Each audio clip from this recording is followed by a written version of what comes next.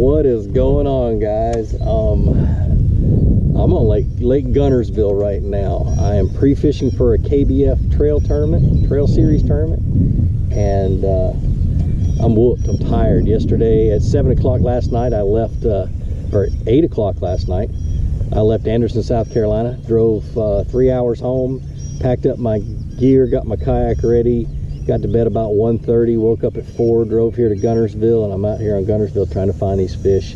So stay tuned, hang out, watch this video, and I'm going to teach you everything that I'm learning as I'm pre-fishing. So I already put one in the boat. Sorry you guys didn't see it, but it's going to be a fun day. Hang on.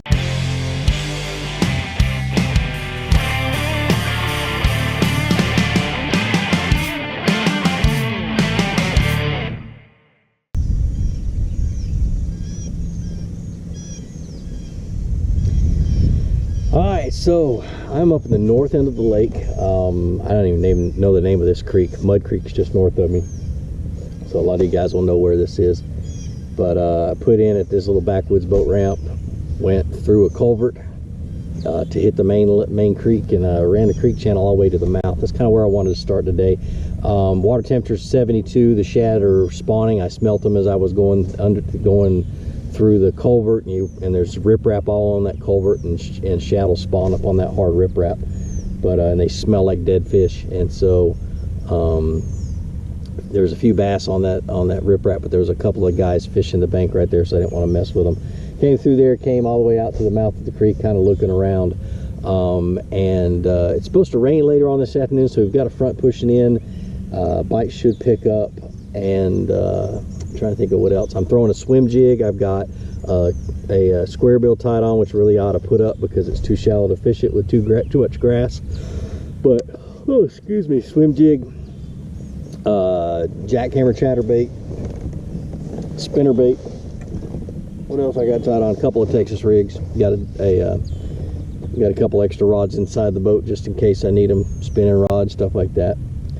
This place really looks froggy. I hope I brought a frog with me. I don't know if I did. I know I have one in my truck, and I can go back and get it. But yeah, it's gonna be interesting today. The bite should be really good, but this front's gonna change the bite on Saturday, so I'm kind of worried about that. It's gonna be like 50, 52 degrees in the morning, so it's a little bit colder than the bass want. But I don't know. I just got to make the adjustments. But I'm fishing as fast as I can. I don't want to stay in one area, and I'll probably say that over and over again in my head, and I might say it out loud, and say keep moving and keep moving, because I have a habit of, once I get bit, I'll just slow way down, and I'll work an area too thorough when I'm pre-fishing, and I'll hook too many fish. So but that's conditions. That's the water temperature is a little bit stained. I'm throwing bluegill color crankbaits. I might throw shad color crankbaits. If the cloud cover stays in just like this, I might change up or shad color baits. But so far there's not a whole lot of surface action, so I'm not really keen on too many moving baits either. But I don't know, me thinking out loud. So there's a couple of things that are running through my head. There's tons and tons of grass in the mouth of this creek, and last week or the week before last, I was catching them in lily pad stems on swim jigs and spinner baits and that kind of stuff. But that's an old report. That's an old fishing trip. I don't even want to fish history. I want to try to figure out what's going on right now. And we're post spawn pretty much. Almost all the bass have probably spawned out. We might find a few that are on bed, at least up here on the north end, and then so they're pushing back out. They're pulling out to that deeper grass, but the shad are spawning, so a large majority of the bass are going to pull up and start feeding on these shad early in the morning. There's so many things going on right now that I've got tons of stuff in my head trying to figure out what I should try and what I should try next. So I'm going to tell you how I'm going to break it down for the next couple hours. I'm fishing the mouth of the creek. This mouth of the creek is really narrow. It's more like a river channel, or little creek channel, but it's got wood laydowns on both sides. And if they're moving in and out, they're gonna pull up into this creek to spawn, and it's not a really big creek and it's really shallow. They're gonna spawn here and gonna move back out to the main lake, and they're gonna have to pass through that narrow section of the creek to get out there. And as they're passing through, they're going to stop at those laydowns and hang out and hide and eat and whatever they got to do. And so I'm going to try that out here in just a minute. I'm trying right here in this grass and in this shallow area. It's literally a foot maybe underneath me, and just fan casting and trying to stay moving as much as I possibly can. But I really think the mouth of this creek is going to be critical. If the weather goes bad, all those fish will pull out and stay right there in that area. But we'll see. We'll definitely see. But that's my thought behind it.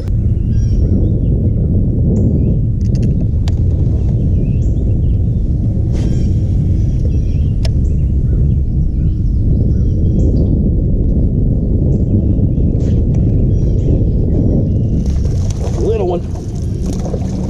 Back here in this place where freaking bass boats probably can't go. So come right off of the end of some grass. This little narrow part. This is not that little narrow creek part I was talking about. This is really backwaters. So, little male, little something. Definitely one of the rage bug. Get him back in the water, let him let that blood coagulate so he won't die. Oh goodness.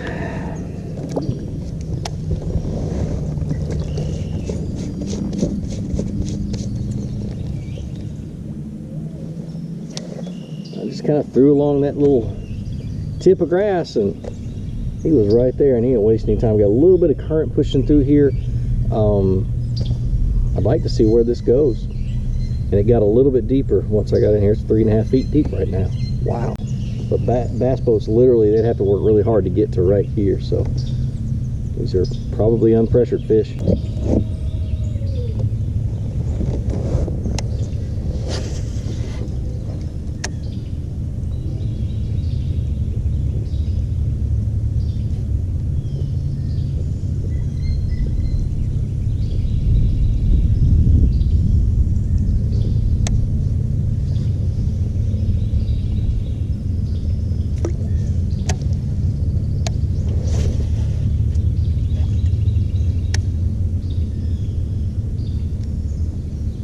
That should be a fish. And it is.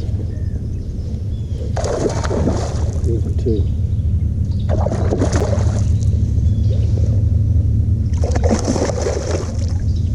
I mean, current pushing through. We're gonna be out here waiting for stuff to swim by or be pushed by the current.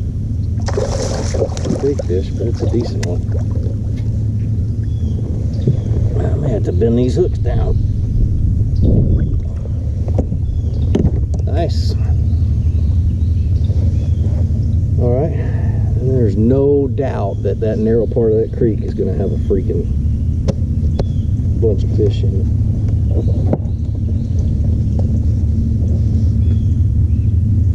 We're taking that rage bug deep.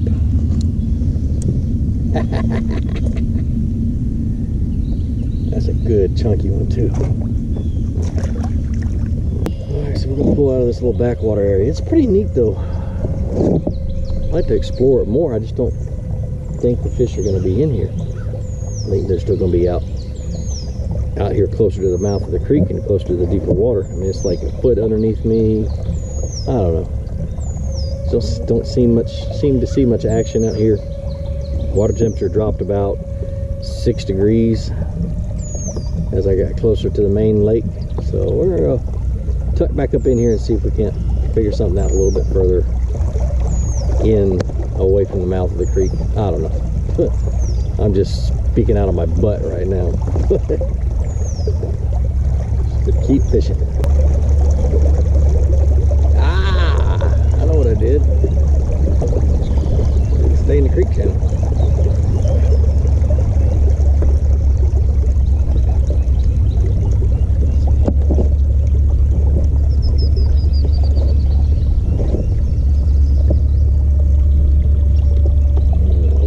In the right place. Alright, so now I'm in the mouth of the creek channel. Would help if I looked at the map. You know what? If I look at a map, it'll tell me really cool stuff. Oh, alright, so let's fish.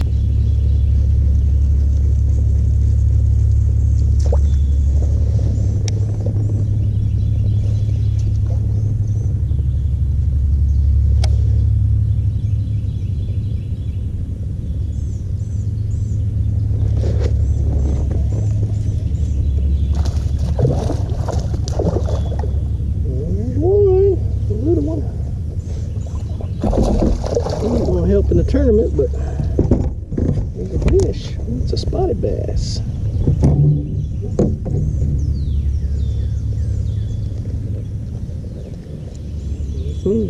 Beat up spotted bass. Definitely ain't gonna help in a tournament. Need him longer than that. Alright, so I'm on a different creek now. It's a couple hours, actually several hours later. I had some buddies come show up and we talked and milled around and discussed a few things, and I really didn't want to let on to what I was fishing or how I was fishing, so it kind of took me a little while. But let me talk to you a little bit about the pattern that I'm fishing, the main pattern. I found this pattern about a week and a half ago, and it's pretty much held up. I just hope the big fish are still in this area. But what my pattern is lily pads. Not just lily pads, but it's a specific type of deal. And I confirmed it in the last creek. The problem is my buddy Ryan was right next to you. Sorry, Ryan, but we both discussed it, and it's something that really makes a lot of sense. But they're in these lily pad stems, and the closer the lily pad stems are, the better. But they don't want it to be dirty. They don't want the slimy mess, and I'll pull some up when I get to some. But the slimy junk around the lily pad stem, they just want an area that's clean. Also, there's a lot of coontail or milfoil around the lily pads, and they don't want that either. So we found that if we can find clean lily pads that are outside of the milfoil, the coontail, or in scattered milfoil or coontail, the bass are there. Now it's just a matter of finding the big ones that matters. And I don't think this is one where I'm going to catch a lot of fish.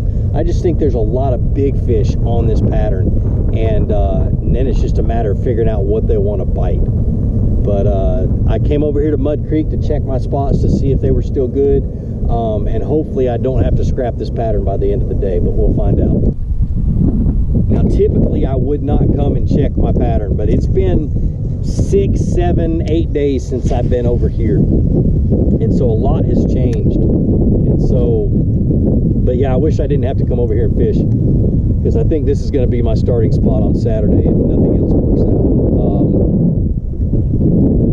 I've got some backup plans. I've got a couple other things. I've got a backup plan, which is a deep water deal, but it's 2 creeks down, and it's a long haul back to the boat ramp, and then about a 10-mile drive with the car, and then put it back in the water and go. But shoot, it might be 12 miles. But worst case scenario, if the cold front that's moving through the night knocks them back, then I will be hauling butt down there and fishing the deep stuff. And when I say deep, it's only like 10-12 feet deep. So we will see. I'm gonna fish slow here for a little bit and see if I can't get bit. All right, so let me show you guys the junk that I'm talking about. Filamentous algae is what it's called, but it's just that nasty green stringy stuff that you get. Man, I got my little dead cat all up in the lens, but it's just stringy crap that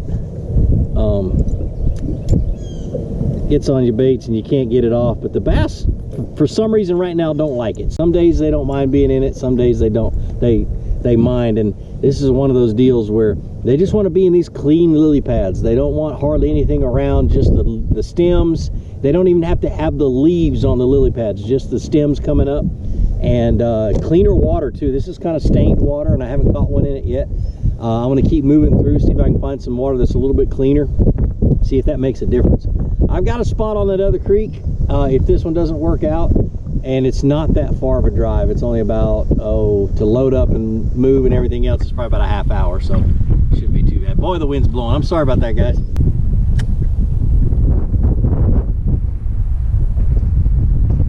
That's a fish.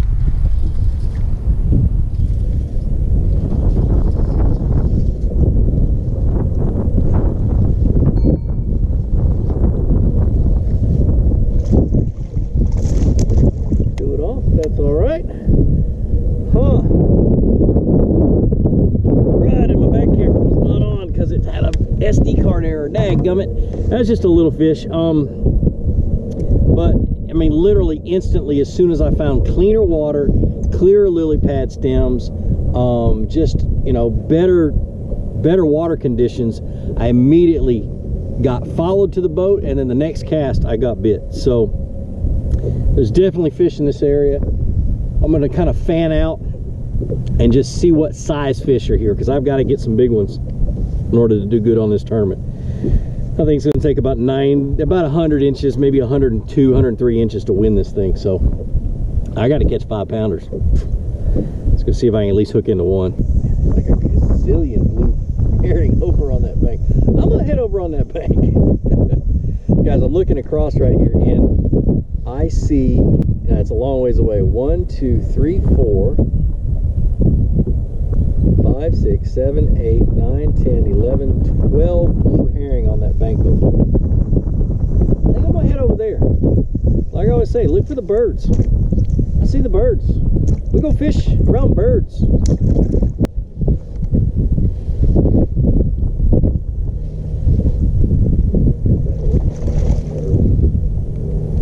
Swimming it. All right, leave this spot. Oh, I got a good one on. Going to leave this spot. She is bloody. Gosh almighty, look at this fish beat up. I have never seen that before. Wow. Blood on the ends of every fin. Crazy. That's a post-spawn fish for sure, but man, she is stressed out. I'm going to measure her. I won't put her back in the water, but she's about 18, 19 inches. All right. That's one of the things I really like about kayak tournaments, is the fact that you're not going for a weight. So the fact that she's a post-spawn fish isn't going to deduct any points or any inches from the fish. She's, you know, 19 inches whether she's post-spawn or pre-spawn. So I don't have to go looking for bedding fish. I just got to look for quality fish, look for that age group where they're, you know, 18, 19, 20. Oh, it'd be nice to catch a 24, 25 incher. But anyway, so that was pretty cool. I was actually swimming it fast through the lily pads, throwing a black and blue rage bug on a Texas rig. Now for tournament day, I'm going to change this up a bit. I might go to braid. I'm definitely going to go to a little bit beefier hook. I just don't want to horse them right now, or horse them today. But pretty cool. And this is kind of what I'm talking about when I talk about lily pad stems. I'm going to turn the camera around, but and the microphone will go a little bit quiet. But let me show you guys. It got little stems sticking out where the lily pad fields are going to be in the summer, and they're underwater. They're sticking out a little bit, but I mean, this is a good solid pattern. I hope it holds up. I don't think it's going to get super cold and it's going to knock them out of here. These fish are in here recovering from the spawn, and so they're finding the clear, nice, you know, clean water, as clear as they can find in the area. And so that's exactly what I'm going to do on tournament day. Is I'm going to go look for these lily pad stems and the clearest water that I can find. And let's just hope the weather doesn't mess it up. I got a storm coming in about 2 hours. But that's what I'm going to do. I'm going to swim a rage bug. I'm going to swim a chatterbait maybe. I'm going to have a swim jig on. All right, so let me show you the swim jig I'm using. This is a greenfish tackle swim jig. You can find this on, I think, a Tackle Warehouse. Trying to get Fish USA to carry them, but they're just a phenomenal jig. The guys at Greenfish are friends of mine. Been friends of mine since before they even started Greenfish Tackle. But really good swim jig. I picked it up in Augusta when I was over there at their shop when I went in for the Southern Moon Outfitters event I did last Friday. But swim jig, I've got it tied on 50-pound Seagar. This is the new Ghost Gray. It pretty much, I'm not gonna say it disappears in the water, but this color gray is a lot less visible in the water than the green is, than the dark green, which makes sense, especially in this watercolor. I've got it on a medium heavy jig rod. This is a 7'6" medium heavy rod, 8:1 gear ratio reel. Just a great setup, and that was a big old freaking carp. Butterflies. But anyway, so that's my swim bait, my swim jig setup. My Texas rig setup is somewhat the same. It's a 7.4 medium heavy. I've got 20-pound fluorocarbon that might change to 50 or 40-pound braid, but And I'll show you all that on tournament day once I get that set up right. I'm going to totally change a lot of stuff on that. But this is my swim jig setup, and literally with fishing cover like lily pad stems and stuff, a swim jig is phenomenal because it comes through everything. So I might switch to a black and blue if this Rage Bug works so well. I don't see why a black and blue swim jig wouldn't work so well either, except all of mine are at my house in the big boat. So I'll be picking them up tonight when I get home. But that's what I'm going to do, guys. I'll film a little bit tomorrow. It's supposed to rain most of the day, and I'm going to go look for secondary patterns. I'm going to go check my deep fish pattern and see if any big females have moved out, and that's what I'll do tomorrow. But I'm going to go put it on the trailer before this storm moves in, and I hope you guys learned something from this deal. But like I always say, be sure to introduce somebody to fishing, introduce them to my channel. Let me help you teach them how to fish. More importantly, get out on the water, go out and catch some fish, and have a great day. We'll see you.